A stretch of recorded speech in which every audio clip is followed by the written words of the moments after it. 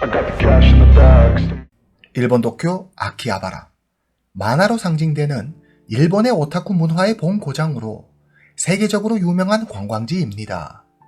과거에는 우리나라 용산전자상가처럼 전자제품을 파는 곳으로 그 유명세를 떨쳤지만 2000년대부터는 애니메이션, 게임, 만화 등을 위한 장소로 탈바꿈해 전세계 애니메이션 마니아들에게 서브컬처계의 성지로 여겨지는 곳입니다. 언제부터 일본에서 귀청소방이 유행했는지 그 유래를 정확히 알 수는 없지만 이곳 아키하바라에는 적지 않은 귀청소방이 있습니다. 해당 업소 직원들은 주로 매력적인 외모의 젊은 여성들로 유카타 차림으로 손님을 맞습니다. 이용자들은 1.5평 정도 되는 방에서 직원의 다리를 베고 누워서 귀 후비개 등으로 귀를 청소하고 마사지 등의 서비스를 받습니다. 특히 귀 청소가 끝난 후 직원이 마지막으로 후 하고 입김을 불어주는데 이것이 귀 청소만의 특별 서비스라고 합니다. 이곳에서는 편안하고 따뜻한 분위기에서 유카타 차림의 매력적인 외모를 가진 젊은 여성과 자유롭게 대화를 나눌 수 있습니다. 그래서 이성을 만날 기회가 없고 소심한 남성들이 이곳에 쉽게 빠진다고 합니다. 오늘 사건의 주인공 에지리 미호.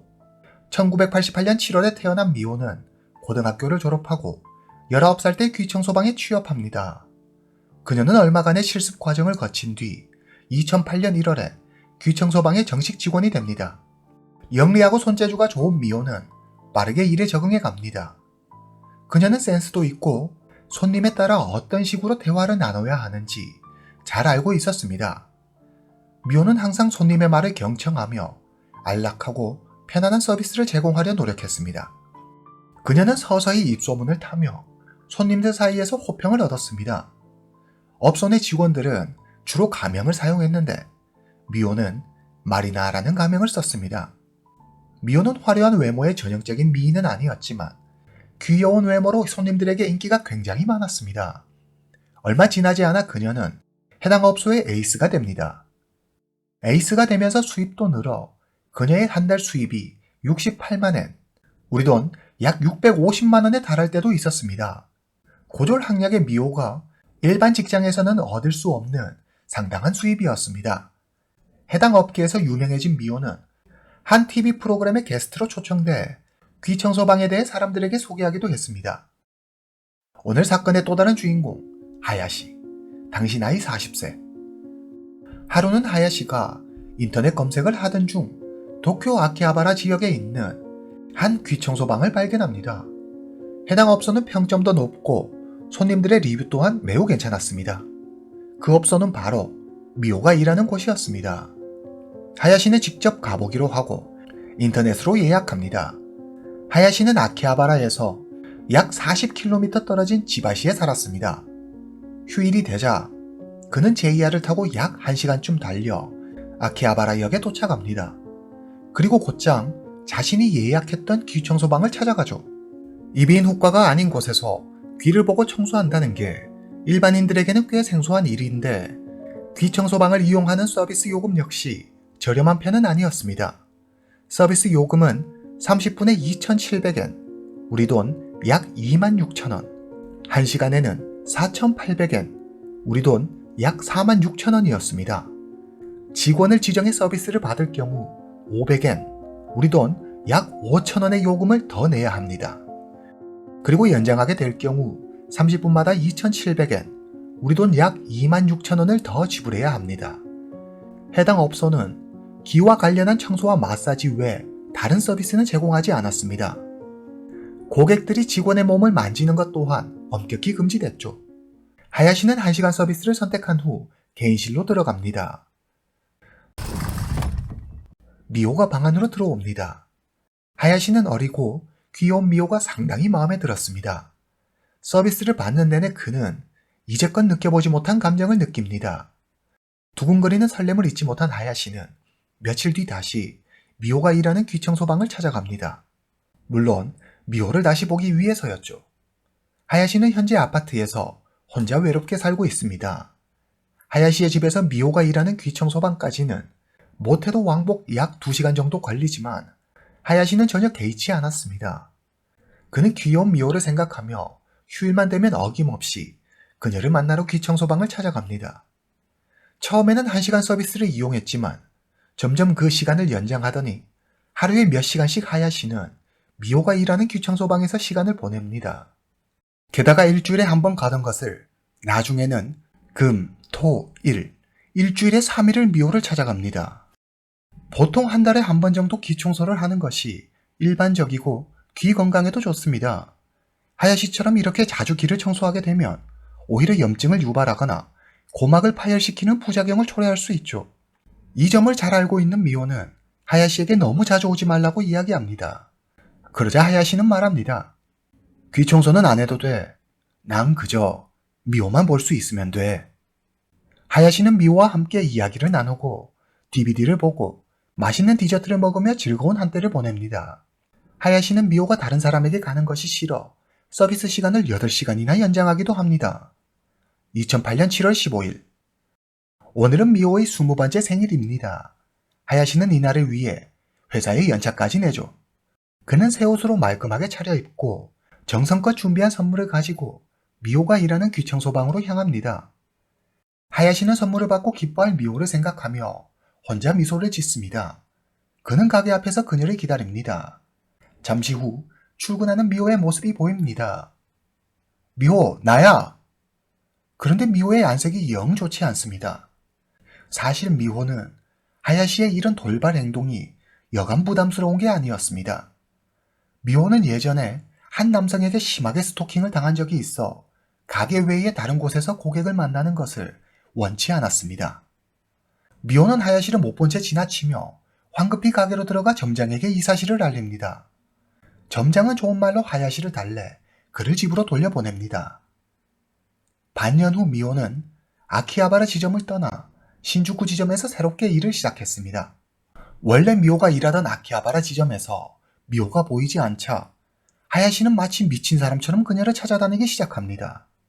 그러다 그녀가 신주쿠 지점으로 옮겼다는 사실을 알게 되고 그는 바로 신주쿠 지점으로 미호를 찾아갑니다. 2008년 2월부터 약 1년 동안 하야시는 미호가 일하는 가게를 154번이나 방문합니다.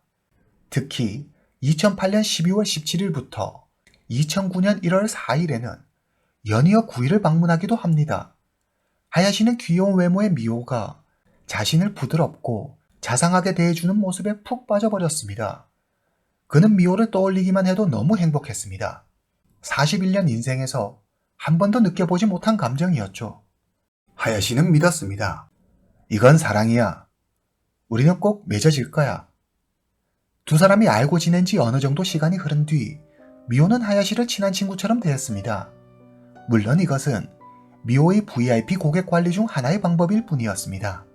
그런데 하야시는 엉뚱하게도 미호의 의도와 다르게 미호가 자신에게 마음이 있어 편하게 대하는 것이라고 오해합니다. 한 번은 대뜸 하야시가 이렇게 묻습니다. 미호, 내 생각에 말이야. 내가 잘생겼나?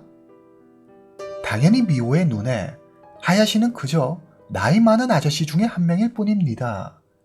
하지만 하야시는 미호의 VIP 고객 중 한 명이었기 때문에 그를 기분을 상하게 할 수 없었습니다. 미호는 중간 이상이죠. 그의 비위를 맞춰줍니다. 하야시는 너무 기뻤습니다. 중간 이상이라는 미호의 답이 하야시에게는 꼭 자신에게 관심이 있다는 말처럼 들렸기 때문입니다. 그는 용기를 내 미호에게 고백합니다.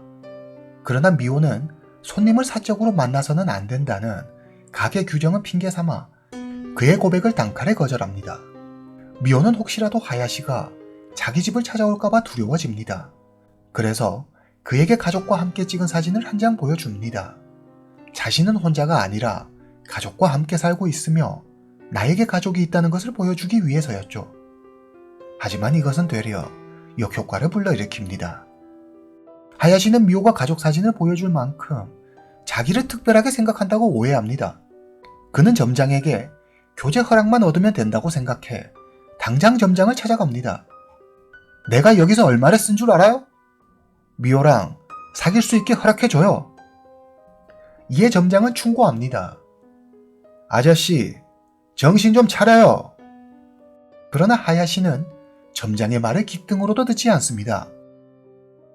하야시는 모 전문대학 전기과를 졸업하고 전력회사 설비수리공으로 일합니다. 하야시의 회사 사장에 따르면 하야시는 묵묵히 자기 할 일을 잘하는 사람이지만 평소 말이 없고 사람들과 잘 어울리지 못했다고 했습니다.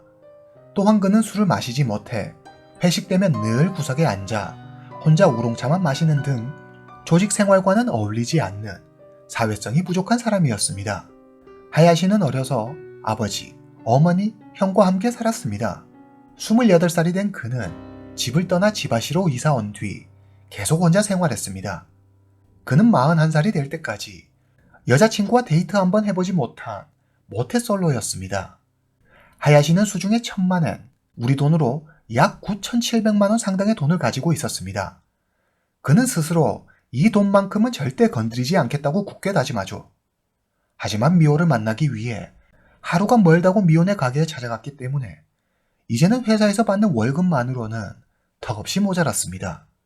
그는 스스로와의 약속을 깨고 지금까지 모아둔 돈에 손대기 시작합니다. 이제는 미호뿐 아니라 미호의 동료들 역시 집요한 하야시의 모습에 두려움을 느낍니다. 그래서 결국 하야시를 가게에 오지 못하게 출입금지를 시킵니다. 미호를 볼 수 없게 된 하야시는 그녀에게 계속 전화를 겁니다. 수십 통의 문자도 보내줘. 하지만 미호는 하야시의 모든 연락을 무시하고 아무 답도 하지 않습니다. 하야시의 집착은 점점 그 광기를 드러냅니다.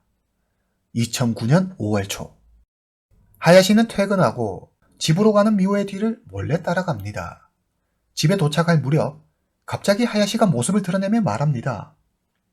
미호, 나 안 보고 싶었어? 깜짝 놀란 미호는 집 안으로 급히 도망칩니다. 7월 19일 하야시는 미호 집 근처에 숨어 그녀가 오기만을 기다립니다. 미호의 모습이 보이자 하야시는 미호를 향해 달려갑니다. 미호, 제발 가게에 들어갈 수 있게 해줘. 미호는 근처 편의점으로 뛰어가 경찰에 신고합니다. 경찰이 도착했을 무렵 하야시는 이미 도망간 뒤였습니다. 경찰은 미호가 다치거나 큰일을 당한 것이 아니라고 판단해 다시 경찰서로 돌아갑니다. 8월 1일 미호의 어머니가 창밖을 봅니다. 곧 딸 미호가 돌아올 시간이었기 때문이죠. 그때 미호의 어머니가 집 주변을 서성이고 있는 하야시를 발견합니다. 어머니는 급히 미호에게 전화해 집으로 오지 말라고 말합니다. 이틀이 지나고 2009년 8월 3일 월요일 41세의 하야시는 아침 일찍 눈을 뜹니다. 아침을 간단히 먹고 과도와 망치를 챙겨 가방에 넣고 밖으로 나갑니다. 오전 8시 52분 하야시는 미호 집 앞에 도착합니다. 현관문이 잠겨있지 않았습니다. 하야시는 힘들이지 않고 간단하게 미호의 집 안으로 들어갑니다. 1층에 계시던 78세의 미호의 할머니는 낯선 남자가 집 안으로 들어오자 깜짝 놀랍니다. 누군데 남의 집에 함부로 들어오는 거예요? 미호는 어디에 있나요? 하야시는 할머니에게 미호를 만나게 해달라고 말하지만 할머니는 이를 거절합니다. 하야시는 화를 내며 가방에서 과도와 망치를 꺼내 할머니를 잔인하게 공격합니다. 그리고 2층으로 올라가 미호의 방으로 들어갑니다. 미호는 침대에서 자고 있었습니다. 하야시는 과도로 자고 있던 미호를 12번이나 찌릅니다. 집안에 있던 미호의 어머니와 동생은 밖으로 뛰쳐나가 소리를 지르며 사람들에게 도움을 청합니다. 제발 도와주세요! 하야시는 도망치지 않고 바닥에 앉아 멍하니 미호를 바라보고 있습니다. 잠시 후 그는 화장실로 가 손을 씻고 밖으로 나갑니다. 이때 도착한 경찰은 하야시를 현행범으로 체포합니다. 미호의 할머니는 그 자리에서 목숨을 잃었습니다. 미호 역시 바로 병원으로 옮겨졌지만 안타깝게도 한 달 뒤 세상을 떠나고 맙니다. 2010년 10월 해당 사건에 대한 재판이 열렸습니다. 법정에선 하야시는 자신의 죄를 인정하며 유족에게 사과하고 용서를 빌었습니다. 2주간의 심리를 통해 법원은 하야시에게 무기징역을 선고합니다. 오늘 이야기는 여기까지입니다. 다음 시간에 뵙겠습니다.